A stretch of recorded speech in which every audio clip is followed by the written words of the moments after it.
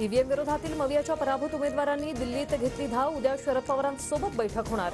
वकील अभिषेक मनु सिंघवी उपस्थित राहणार। विधानसभेतील पराभवानंतर पुण्यातील मवियाचे उमेदवार सुप्रीम कोर्टात जाणार। सर्व पराभूत याचिका दाखल करणार। ईव्हीएम मशीनमध्ये छेडछाड झाल्याचा आरोप। फेरनिवडणूक लावण्यासाठी उत्तम जानकर उद्या निवडणूक आयोगाची भेट घेणार। बॅलेट पेपरवर निवडणूक घेण्याची जानकरांची मागणी। आमदारकीचा राजीनामा देण्याचीही तयारी।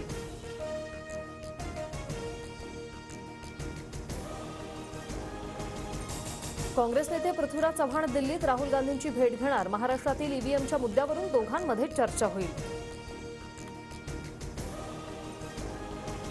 मार्कडवाडीनंतर कराडच्या कोळीवाडी ग्रामसभेत ईव्हीएम विरोधात ठराव। मतपत्रिकेवर निवडणुका घेण्याचा ठराव मंजूर। कोळीवाडी ग्रामपंचायतीवर सध्या काँग्रेसची सत्ता।